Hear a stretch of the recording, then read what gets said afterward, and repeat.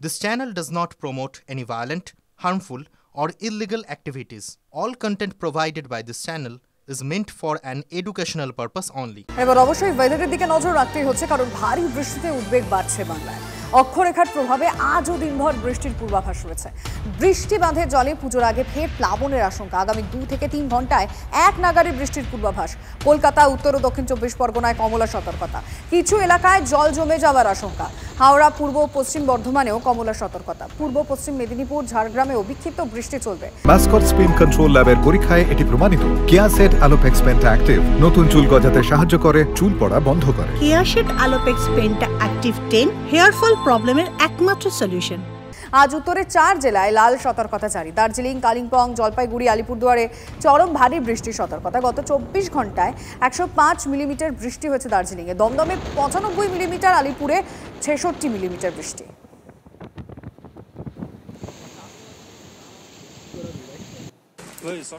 যেমনটা আপনাদের লিমা জানাচ্ছিল, প্রবল বৃষ্টি হচ্ছে উত্তরবঙ্গে, আর তাতেই গোটা উত্তরবঙ্গের পরিস্থিতি কিন্তু এই মুহূর্তে প্রায় বিপর্যস্ত বলা চলে। ভূমিধসে বিধ্বস্ত দার্জিলিংয়ের লেবংয়ের কাট রোড। পাহাড়ে ভূমিধসের জেরে বন্ধ লেবং সিংমারি থেকে চকবাজার যাওয়ার রাস্তা। আপনারা দেখতে পাচ্ছেন সেই ছবি। দার্জিলিংয়ের রাস্তায় ভূমিধস নেমেছে। লেবংয়ের কাট রোডে এই মুহূর্তে পরিস্থিতি অত্যন্ত উদ্বেগজনক। প্রবল বৃষ্টিতে গোটা উত্তরবঙ্গের পরিস্থিতি আজও খারাপ। আগামী দিনগুলোয় কি হয় সেদিকে আমাদের নজর থাকবে অবশ্যই।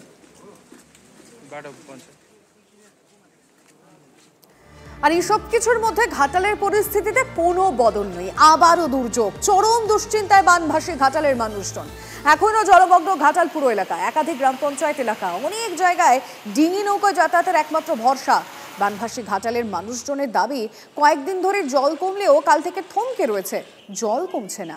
এদিকে ফের বৃষ্টি শুরু হয়েছে, যার জেরে পুজোর আগে ফের বানভাসী হওয়ার আশঙ্কা। বৃষ্টি হচ্ছে, যেতে পারিনি, অসুবিধা হচ্ছে, বাজার যেতে পারছি নি। ঘাটাল ভিজেছে, এক কোমরের জল আমাদের ওই দিকটা গর্ভতলার, এখন জল মরেনি। বৃষ্টিও হচ্ছে, বেশি তো হলে কষ্ট। ওই লৌকো ডোঙা যার আছে জল, না না তাহলে না গেল যাতায়াত। ওই তো বাজারটা একবারে করে নিয়েছিলাম, এখন আর করা হয়নি। এবার যেতে কষ্ট, খেতে ওখানে কষ্ট হচ্ছে। না, জল তেমন কমে না। বৃষ্টির জন্য হচ্ছে যে আরো মনে হচ্ছে থমকে গেছে। জল না কমার জন্য সমস্যা হচ্ছে, যাতায়াতের সমস্যা, পানীয় জলের সমস্যা। শুধু ঘাটালিতে নয়, প্লাবিত পশ্চিম মেদিনীপুরের দাসপুর, ডেবরা, কেশপুর সহ 8টি ব্লকের বিস্তীর্ণ এলাকা। বিপর্যস্ত এলাকা থেকে ইতিমধ্যেই 362 জন প্রসূতিকে উদ্ধার করা হয়েছে।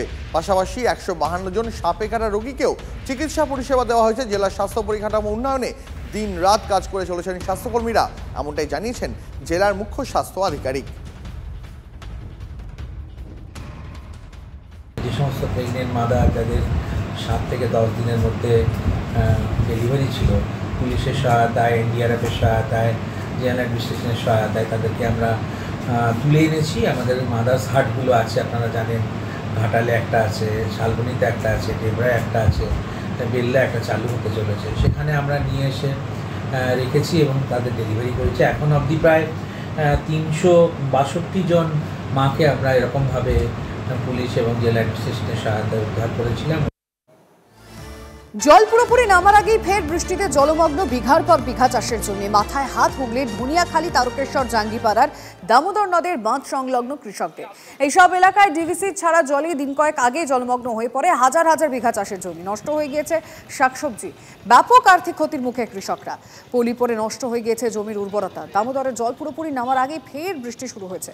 এক নাগাড়ে বৃষ্টিতে আবার জল বাড়তে পারে জমিতে। এরকম চলতে থাকলে কিভাবে চাষ করবেন বুঝে উঠতে পারছেন না ক্ষতিগ্রস্ত কৃষকরা।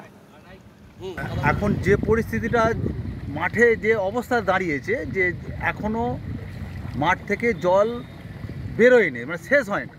ধান তো সমস্ত নষ্ট হয়ে গেছে, সমস্ত সবজি নষ্ট হয়ে গেছে। আগামী দিন যে আলু চাষ, যে আমরা কপি চাষ করব, সেটাও হবে কিনা সেটা চিন্তা ভাবনার ব্যাপার আছে, কারণ জল জমি থেকে শেষ হচ্ছে। আমাদের তো দেখছেন ধান জমি সব কী অবস্থা হয়েছে, পচে গলে একদম পুরো সব শেষ হয়ে গেছে।